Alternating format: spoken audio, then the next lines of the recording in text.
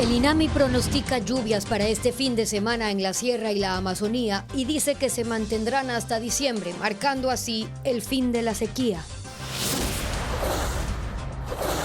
Los apagones se retomarán en Quito hoy a las 18 horas y en el resto del país continuarán según los cronogramas que las empresas eléctricas ya actualizaron.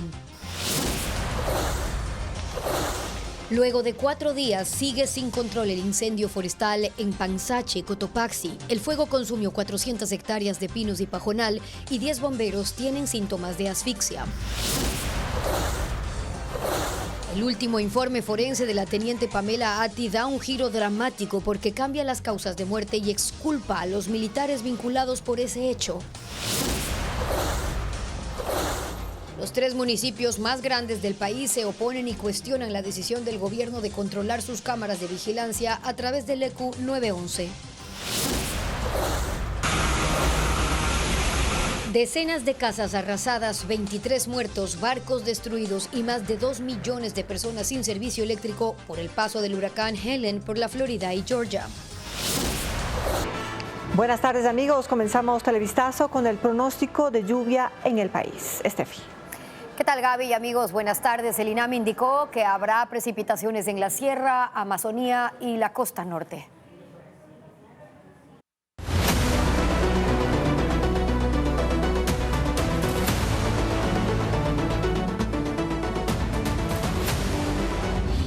Ecuador, sin lo más básico.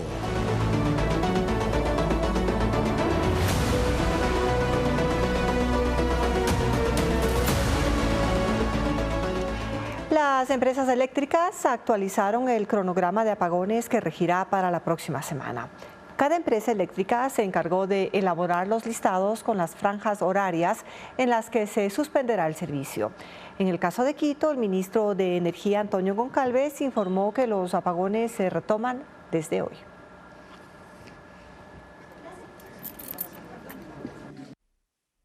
A partir de las 6 de la tarde entra en los almacenamientos ya planificados que terminan el domingo. Después aplica el nuevo calendario. Hoy día publicamos los que rigen de lunes a domingo de la semana siguiente. Entonces, ya se había planificado para Quito unos cortes. Lo que se hizo fue que se hizo una extensión. No se le cortó al distrito 9, a la zona 9, por el tema del incendio.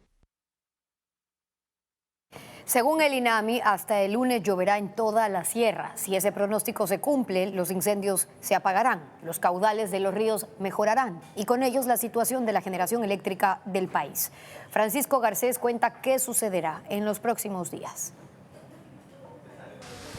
Las lluvias vuelven a la sierra y Amazonía. El agua ayudará a apagar los incendios y también a que los caudales de los ríos se recuperen y mejore la distribución de agua y producción eléctrica. El monitoreo del INAMI muestra el cambio.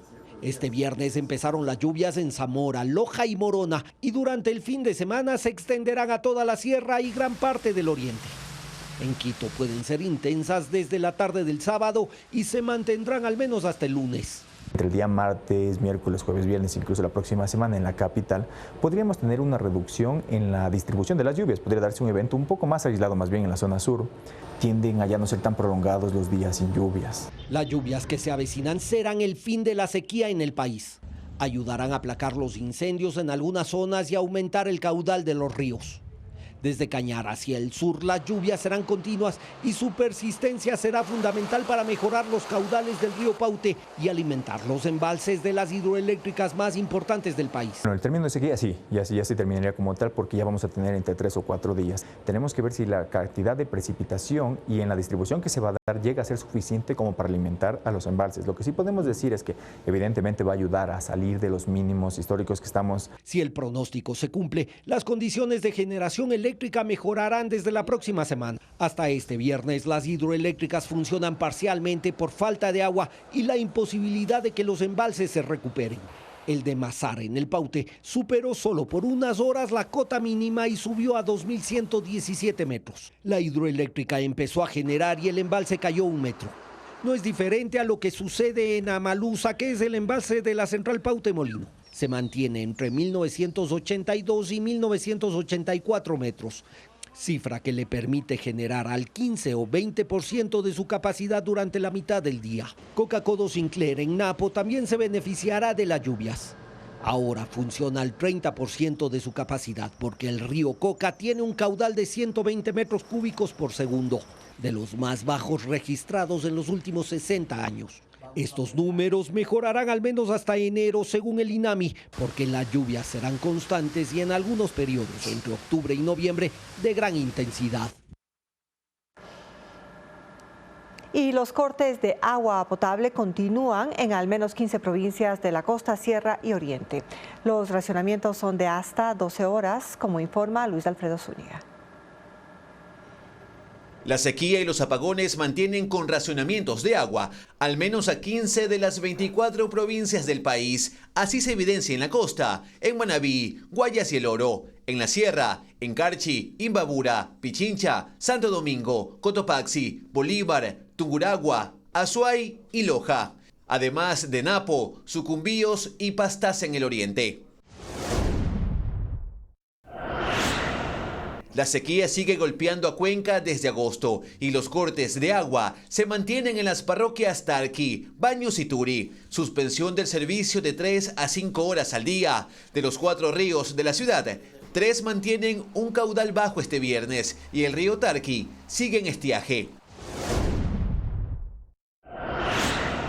En el cantón Pasaje hay racionamientos en el norte y en el sur. Se extienden durante 24 horas y se los hace pasando un día. Mientras en el Guabo, la suspensión es de 2 o 3 horas en los sectores rurales, Iberia, Borbones y Tillales.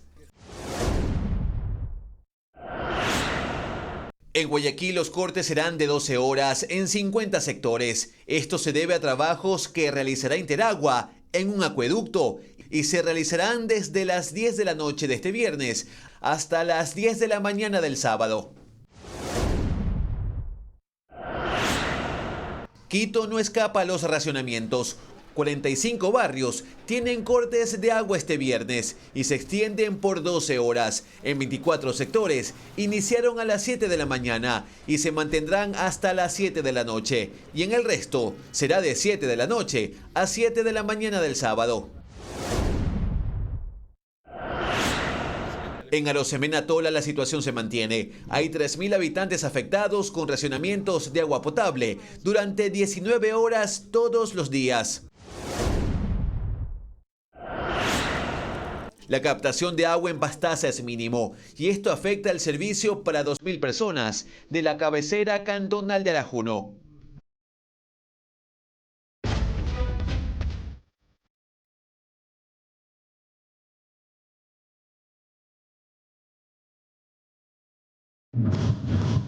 Quito, en modo resiliencia.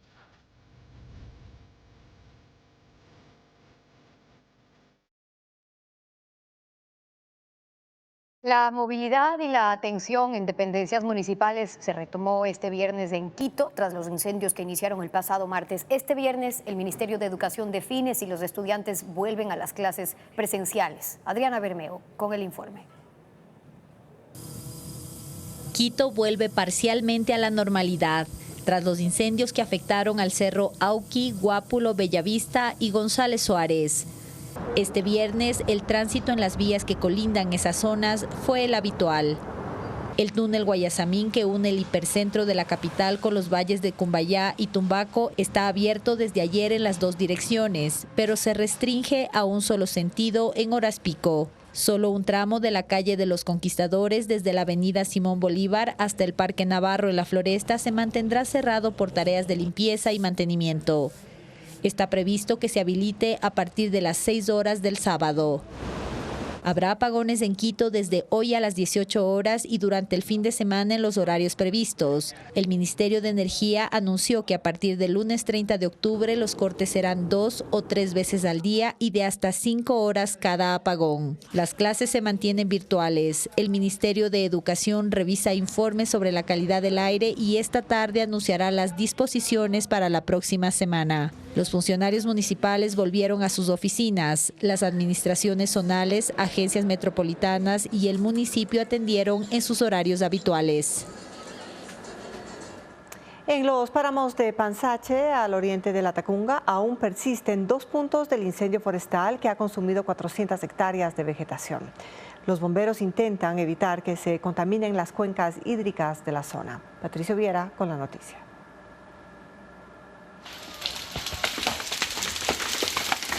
Es un sonido que sacude, el eco de la devastación.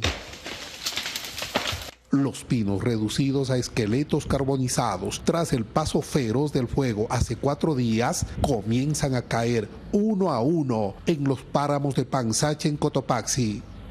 80 bomberos de La Tacunga, La Maná, Saquisilí y Salcedo se despliegan con mangueras para apagar los focos que aún siguen activos. Las labores ahora se concentran en evitar que las llamas alcancen las 10 vertientes de agua que alimentan la cuenca hídrica del Quirindaña, de la cual dependen 15.000 personas que viven en la parte baja de La Tacunga. Normalmente el agua alcanza 1 metro de altura, pero ahora no sobrepasa los 10 centímetros y muestra partículas de ceniza flotando en su superficie. Dentro de los pinos hay vertientes que salen para atender el agua casi a un 40-50% de La Tacunga. Esto es parte de Tanicuchí, parte de Huaytacama, parte de Mulaló, Alaques. El control del fuego se vuelve más difícil. 10 bomberos fueron evacuados hoy tras presentar problemas respiratorios por la inhalación de humo. Está todo calmado y nosotros estamos trabajando, pero nos envuelve el viento y ahí toca evacuar. Hasta ahora, la maquinaria del municipio de La Tacunga y de la prefectura de Cotopaxi, que ingresó ayer a la montaña, ha abierto 12 líneas de trocha de entre 200 y 500 metros de largo y 6 metros de ancho, con el objetivo de frenar la propagación del fuego. Esto ha permitido controlar 4 de los 6 focos activos. Hasta el momento el incendio ha consumido 400 hectáreas de pinos y pajonales. La Secretaría de Gestión de Riesgos contabiliza apenas 6 detenidos por más de 2.000 incendios provocados en el país. Hay complicaciones para llegar a sentencias, como nos informa Diego Puente. La falta de denuncias, de testigos y pruebas complica las investigaciones para identificar y procesar a los responsables de los incendios forestales. Las estadísticas respaldan esta tesis. Desde enero hasta el 11 de septiembre pasado, según la Secretaría de Gestión de Riesgos, 2.073 incendios forestales arrasaron 30.000 hectáreas en el país, pero no hay sentenciados. Los bomberos indican que los incendios inician especialmente en zonas despobladas, sin videovigilancia. Esto facilita que los causantes huyan antes de que lleguen las autoridades y cuando el incendio ya es de magnitud. Las llamas destruyen igualmente evidencias y es imposible encontrar huellas de los materiales que usaron los pirómanos. Por eso, en el último incendio en Guayaquil, en el Parque Samanes, que consumió este jueves 18 hectáreas de terreno y vehículos en un estacionamiento de Inmobiliar, se dio la orden de que se extingan las llamas y se preserven elementos susceptibles de servir en caso de juicio. Tampoco aquí hay procesados. Este tipo de incidentes nosotros generalmente metemos maquinaria para remover tierra y la misma tierra usarla como un agente extintor de ahogar el incendio. El día de ayer ordené pues que maquinaria no entre. Sí hay 6 detenidos este año capturados tras los últimos incendios. 4 en Quito, 1 en Cuenca y otro en Guayaquil. En la capital, los 4 procesados están con prisión preventiva y son acusados de iniciar incendios en el Panecillo, el puente del río Chiche, Guápulo y sobre la avenida Eloy Alfaro. El municipio interpuso denuncias e indican que tienen pruebas para lograr sentencias que van de 1 a 3 años de prisión, más reparaciones económicas a la ciudad. Sus audiencias de juzgamiento serán el 7, 8 y 17 de octubre. El municipio y la fiscalía presentarán ante el juez más que versiones de testigos.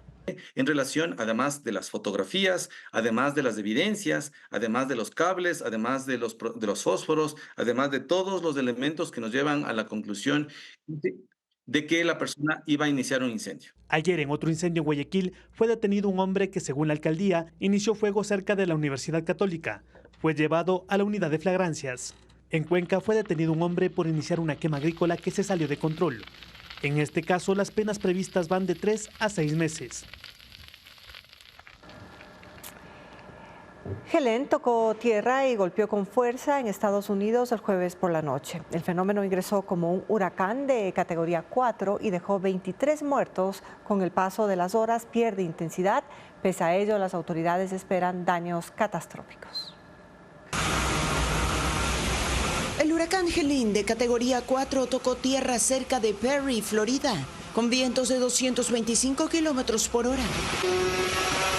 Las autoridades habían advertido que se formaría una marejada ciclónica e instaron a los residentes a evacuar. Aún así, miles decidieron quedarse. Varias viviendas fueron arrasadas por el agua. El viento derribó líneas eléctricas y más de 2,2 millones de clientes se quedaron sin servicio eléctrico en los estados de Florida, Georgia y Carolina del Sur. Rescatistas buscaban personas atrapadas y descubrieron una casa inundada incendiándose. Sin embargo, no hallaron a nadie en el lugar. La fuerza de Helene dejó gran devastación a su paso. Así se ven las casas al entrar a Treasure Island, en Florida. Los botes fueron llevados por la marea hasta la calle y chocaron contra las residencias. A esta hora, personal de la Agencia Federal de Gestión de Emergencias inspecciona pueblos en áreas costeras. Publicaron en redes sociales un pedido a los residentes que eligieron no evacuar, que usen un marcador permanente y escriban su nombre y fecha de nacimiento en una pierna para que sea más fácil identificarlos en caso de muerte. A esta hora, Helene redujo su intensidad y es una tormenta tropical que deja 23 muertos en 4 estados.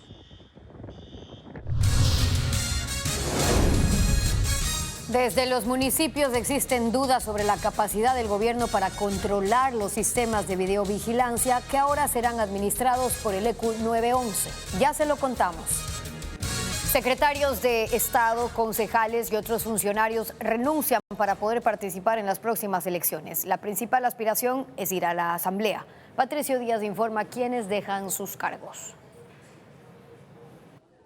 La inscripción de candidaturas para las elecciones de 2025 lleva a renunciar a algunos funcionarios públicos. Una de las primeras esta semana fue María José Pinto, secretaria de lucha contra la desnutrición infantil. Renunció este jueves para postularse a la vicepresidencia de la República como compañera de fórmula del presidente Daniel Noboa. Esteban Torres renunció a ser viceministro de Gobierno para buscar una curul como asambleísta nacional. La secretaria jurídica de la presidencia, Michelle Mancheno, deja su función. Será candidata a asambleísta de Chimborazo por el oficialismo.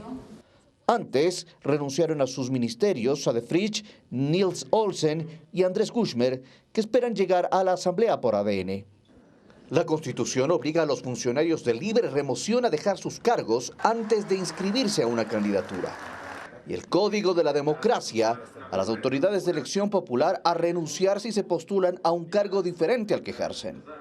Ese es el caso de 3 concejales de Guayaquil, que este viernes oficializarán su renuncia. Mayra Montaño y Raúl Chávez buscarán ser asambleístas por el movimiento Reto, actualmente aliado del correísmo. Úrsula Strange renunció para participar como candidata al Parlamento andino por el Partido Social Cristiano. En esa misma organización política está previsto que el 2 de octubre, último día para la inscripción de candidaturas, renuncie Henry Kronfle a la presidencia de la Asamblea y como legislador. Diana Pasley hará lo mismo al ser su candidata a la vicepresidencia. Otros funcionarios que deberán renunciar en los próximos días son Cristina Reyes al Parlamento andino porque es candidata a la vicepresidencia por el Movimiento Amigo. Y Diana Jacome, asesora presidencial y candidata a asambleísta nacional por ADN.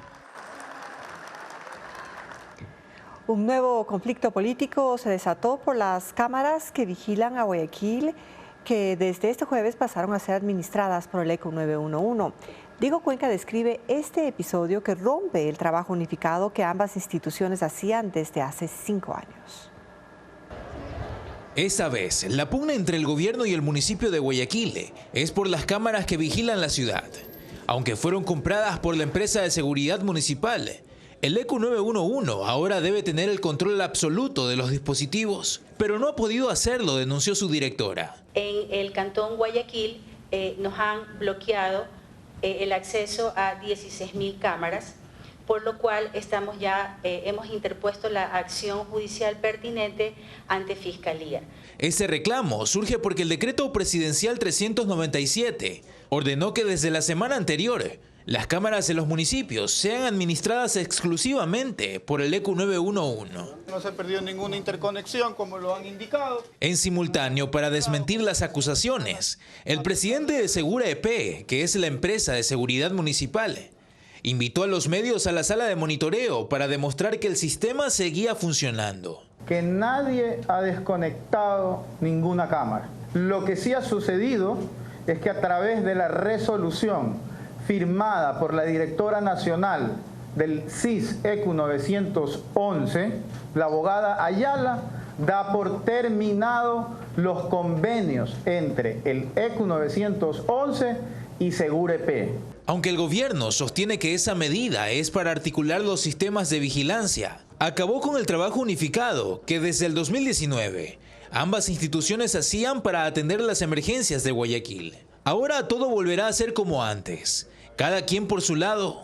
Ese personal que se encontraba en los GATS va a trabajar ahora en las oficinas del ECU 911. ¿Para qué servicio? Recuerden que nosotros tenemos varias competencias, entre aquellas la atención de llamadas y la atención del despacho, que es la articulación de los recursos para cubrir eficientemente las emergencias. La autoridad municipal recordó por qué durante 5 años trabajaron juntos y aclaró cómo serán las operaciones desde este jueves. Porque no estaba siendo eficiente.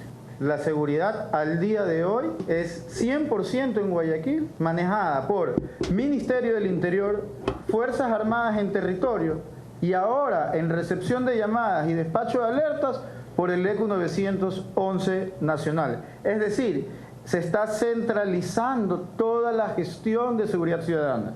Entonces, ¿qué pasará con Segura EP?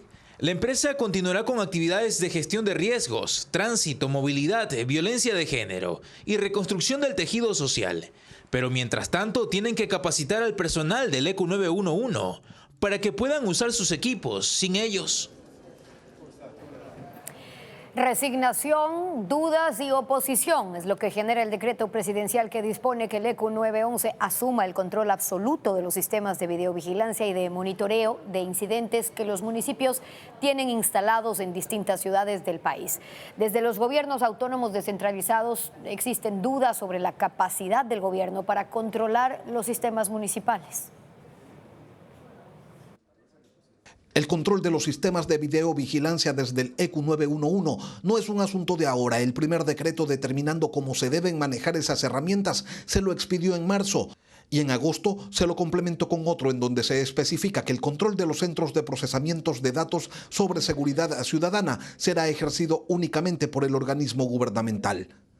Pero no solo ha habido decretos. Tuvimos el acuerdo ministerial por parte del Ministerio del Interior, luego tuvimos un pronunciamiento del ECU, nuevamente tuvimos pronunciamiento por parte del Ministerio del Interior para que sean canalizadas a la policía. Es decir, aún no queda claro que hacia dónde mismo quieren articular los sistemas de videovigilancia que tiene el país. Esta disposición abre en medio de la crisis de seguridad que vive el país un frente de discusión con los gobiernos autónomos descentralizados. Y es que la decisión gubernamental establece la centralización de un sistema con el que los municipios durante años respaldaron las acciones gubernamentales de combate a la inseguridad.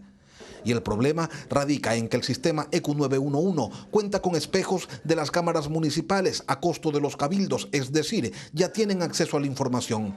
Pero el decreto señala que lo que se busca es tener el control. Y como el término es tan amplio, nadie tiene muy claro qué mismo es lo que significa, qué es lo que quiere el gobierno.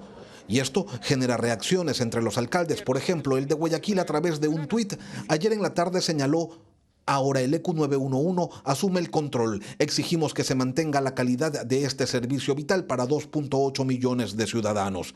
El alcalde de Cuenca, en cambio, tiene una postura más radical. No voy a permitir en Cuenca que venga un decreto y que nos vaya quitando toda la inversión que hemos hecho los cuencanos a través de la tasa de seguridad que estamos haciendo. Yo por eso creo que es un error que le han hecho al presidente. Nosotros no vamos a hacer eso. Y aunque con una narrativa diferente, comparte visiones con el municipio de Quito. El ECU está tan desfinanciado y no ha hecho su trabajo que yo como municipio, con los recursos de todos, en octubre les estamos arreglando la mitad de las cámaras que les tienen obsoletas e inservibles.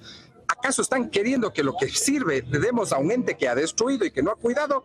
Yo creo que estamos fuera de foco. Durante los últimos años no se ha hecho la inversión necesaria para tener un sistema moderno, así que sería sobrecargar la capacidad que tienen ya ahora mismo ya sobrepasada. El gobierno señala que la disposición se toma para garantizar la protección de los datos personales de la ciudadanía, asegurando que no sean utilizados de forma indebida o sin autorización.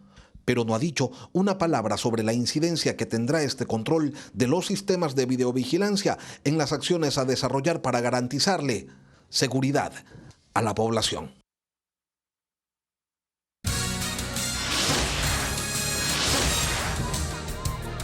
Los militares investigados por la muerte de la subteniente del ejército Pamela Ati no fueron acusados por la fiscal del caso. ¿Cuáles fueron los argumentos? En minutos. 6 militares procesados por la muerte de la subteniente del ejército Pamela Ati no fueron acusados por la fiscal del caso. La defensa de la oficial presentará una denuncia por fraude procesal. Paul Romero con la actualización del caso. La investigación de la muerte de la subteniente del ejército Pamela Ati el 29 de julio en la brigada de Selva 19 Napo tomó un giro inesperado. Este jueves la fiscal del caso María Isabel Jiménez se abstuvo de acusar a los 6 militares procesados. Se basó, según dice, en el informe de exhumación realizado 54 días después de su muerte. Este informe forense concluyó que ella murió por un edema pulmonar provocado por intoxicación de alcohol. Esto es totalmente diferente a los resultados de la primera autopsia, realizada 24 horas después. Entonces, el informe de Medicina Legal y Ciencias Forenses, realizado en la provincia de Orellana, determinó que ella murió en forma violenta por asfixia, que su cuerpo tenía politraumatismos, hematomas, presencia de líquido color blanquecino en la vagina, por lo que 4 de los 6 implicados fueron detenidos, en primera instancia, por presunta violación y homicidio. Estos 2 informes son contradictorios y desconcertaron a los familiares de la subteniente. Por eso su abogado presentará una denuncia por fraude procesal contra los responsables de los informes forenses. Estamos diciendo o la médico legal de Orellana se inventó, lo cual es imposible, o los médicos legales que realizaron la exhumación del cadáver no hicieron el trabajo de manera correcta tampoco. Y obviamente hay un engaño al juzgador. Una vez que la Fiscalía notifique el dictamen abstentivo de los 6 militares procesados, la familia Ati elevará el caso a consulta del fiscal provincial de Orellana, quien tiene la última palabra sobre la investigación. Revoque el dictamen, que es lo que va a solicitar esta defensa, y obviamente pase a otro fiscal que tome la decisión correcta. Los 6 militares procesados tienen medidas cautelares. Si el fiscal de Orellana acoge el dictamen abstentivo, quedarán en libertad. El primer ministro de Israel, Benjamín Netanyahu, dijo que la guerra en Gaza se termina si el grupo Hamas se rinde y libera a los rehenes. En un severo discurso en la Asamblea General de la ONU, declaró que Israel ganará esta batalla porque no tiene alternativa. Netanyahu criticó a la comunidad internacional que los acusa por la violencia en Gaza. Benjamín Netanyahu empezaba su discurso señalando que no había pensado en ir a Nueva York porque su país está en guerra, pero que ante las que dijo son mentiras que se dicen sobre Israel, quería poner las cosas claras. Queremos la paz, pero enfrentamos a enemigos salvajes que desean aniquilarnos y debemos defendernos. Sobre la guerra en Gaza señaló que si el grupo Hamas permanece en el poder, va a volver a atacarlos y que deben irse. Recordó el ataque terrorista de Hamas el 7 de octubre, el asesinato de 1.200 israelíes y la toma de rehenes, de los cuales unos 100 siguen cautivos. Ante una delegación de familiares que estaban en el auditorio, dijo: les prometo una vez más que les devolveremos a sus seres queridos. Y habló también a los miembros del grupo extremista Hamas. Tengo un mensaje para los terroristas de Hamas. Dejen marchar a todos los rehenes ahora y esta guerra se acaba. Si no lo hacen, lucharemos hasta que logremos la victoria total. Hamas en suelo palestino y Hezbollah en Líbano están respaldados por Irán. Netanyahu se dirigió también al gobierno de la República Islámica. No hay lugar en Irán al que el largo brazo de Israel no pueda llegar, y eso es válido para todo Medio Oriente, dijo. Netanyahu concluía cuestionando a quienes lo acusan de ser un criminal de guerra, que esos criminales están en otros países como Irán, mencionó, y criticó a las Naciones Unidas al señalar que pintan el mal como si fuera el bien. Israel lanzó un brutal ataque sobre el sur de Beirut y destruyó el cuartel general de Hezbollah en Líbano. El blanco del ataque era el líder del grupo, Hassan Nasrallah. Por ahora no se ha confirmado si murió o si resultó herido en el bombardeo.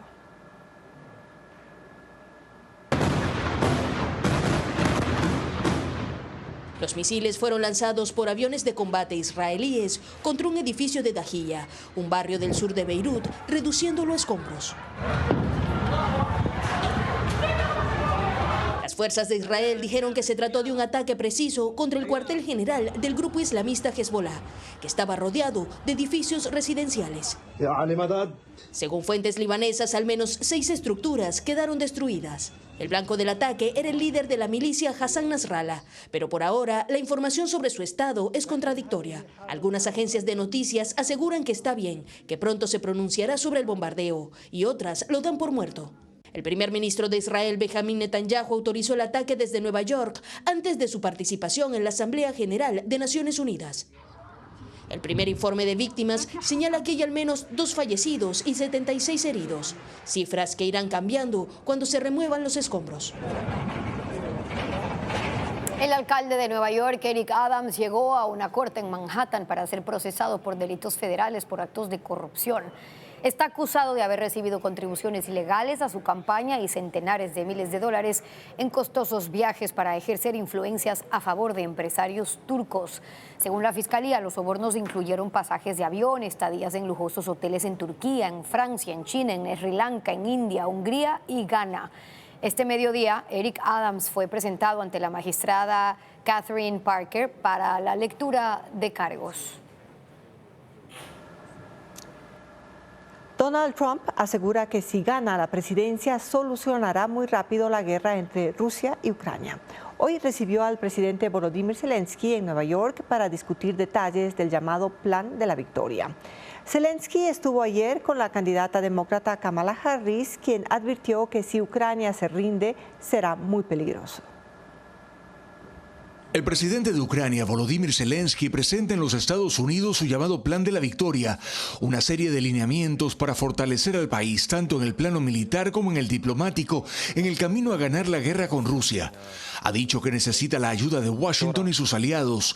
Espera ser incorporado a la OTAN y ante la proximidad de las elecciones presidenciales en Estados Unidos, estuvo tanto con Joe Biden como con la candidata demócrata Kamala Harris y hoy con el expresidente Donald Trump, que aspira a la reelección. Hay que discutirlo ahora porque no sabemos quién va a ganar, dijo Zelensky en una declaración esta mañana en Nueva York antes de la reunión con Trump, y que comparten la visión de que la guerra debe terminar y que Ucrania debe ganar. Trump dijo: tenemos una buena relación y ustedes saben también que la tengo con Vladimir Putin. Creo que si ganamos vamos a resolver esto muy rápido. Trump, si gana la presidencia, esperaría tener solucionado el conflicto incluso antes de la fecha de posesión del nuevo gobierno. Semanas atrás dijo que en Ucrania las ciudades que están perdidas, están perdidas. Mientras que Kamala Harris, que ayer se reunió con Zelensky, cuestionó cualquier insinuación de que Ucrania debe ceder territorio a Rusia para alcanzar la paz, señalando que pensar que Ucrania debe rendirse es peligroso e inaceptable. Por parte del gobierno estadounidense, Zelensky ha recibido por ahora la promesa de más armas para su defensa en un paquete de ayuda por otros 2.400 millones de dólares.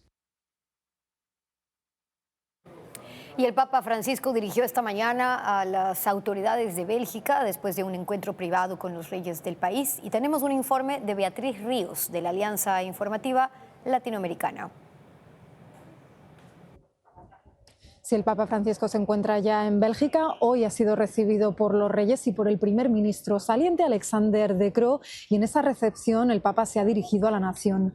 Lo ha hecho en un discurso en el que ha destacado el papel de Bélgica como lugar de reconciliación, de encuentro y símbolo de la paz tras la Segunda Guerra Mundial, ya que es aquí en Bruselas, en la capital del país, donde se encuentran las instituciones europeas. En este discurso también ha abordado el Papa dos cuestiones muy polémicas en este país. Por un lado, las adopciones forzadas. Entre los años 1945 y 1980, la Iglesia habría obligado a miles de mujeres a dar a sus hijos en adopción y habría recibido de las familias que los adoptaban retribuciones económicas. También se ha referido el pontífice a los casos de abusos sexuales en el seno de la Iglesia. Dice que son una vergüenza y que la institución tiene que hacer todo lo posible para que no se vuelvan a producir. De hecho, el Papa se reunirá con varios representantes de asociaciones de víctimas durante su visita al país. Una visita que continúa durante los próximos días y en la que Francisco tendrá encuentros con jóvenes estudiantes de la Universidad Católica de Lovaina, con miembros de la Iglesia, y que concluirá con una misa multitudinaria en el Estadio Rey Balduino, en la que se espera que participen más de 30.000 personas. Desde Bruselas, Bélgica, informa Beatriz Ríos para Alianza Informativa Latinoamericana. Ayer la Guardia Costera de Estados Unidos tuvo que hacer un rescate de emergencia. Un hombre y su perro viajaban en un velero al sur de Fort Myers, en Florida, e iban de regreso a casa para resguardarse del huracán, pero el bote empezó a hundirse. El ciudadano llamó pidiendo ayuda y los socorristas llegaron en un helicóptero. Uno de los brigadistas bajó y los ayudó a subirse en una canasta y los sacaron del agua. Ambos están a salvo. En la región costa, las temperaturas variarán entre los 23 y 31 grados centígrados. El índice de radiación ultravioleta será 8, considerado muy alto, mientras que el cielo estará parcialmente nublado, según el INAMI.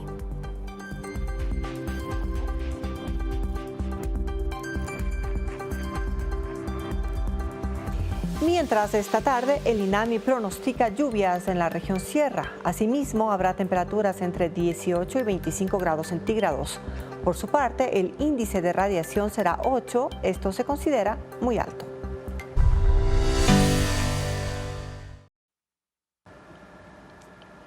El Parque Nacional Cajas en la provincia de Azuay es un ecosistema que alberga miles de cuerpos de agua que abastecen a los habitantes de Cuenca en la zona austral del Ecuador.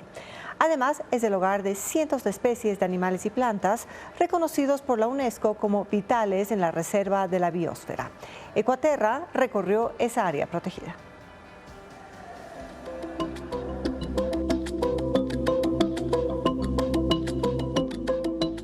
A 2 horas y media de Guayaquil, en la provincia de Azuay, están ubicadas las 28.544 hectáreas del Parque Nacional Cajas. Los turistas, en diferentes senderos, recorren apenas 60 kilómetros.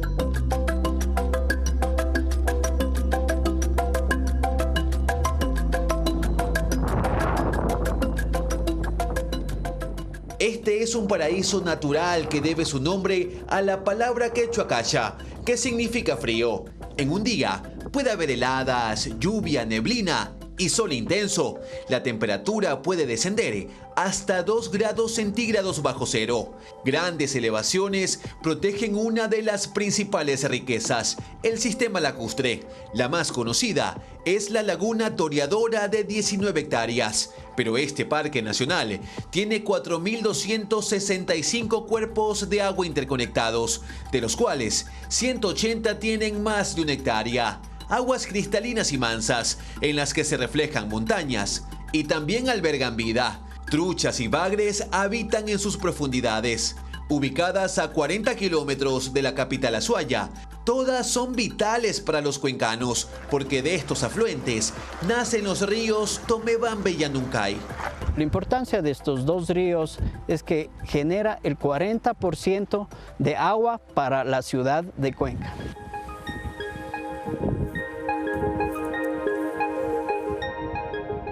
El Cajas prueba que la naturaleza se protege a sí misma en estos meses de estiaje. Sus lagunas han disminuido su nivel, pero sobreviven gracias a los humedales. Aquí tú puedes sentir que este rato estamos caminando sobre una parte suave, como una esponja. Entonces, esto regula el caudal, es decir, que el cerro, las zonas de páramo se secan, pero aquí se va resumiendo toda esta agua y poquito a poco va soltando hacia las lagunas, hacia los caudales. En el Parque Nacional Cajas habitan 214 especies de animales, 152 son aves. Para verlas hay que tener paciencia.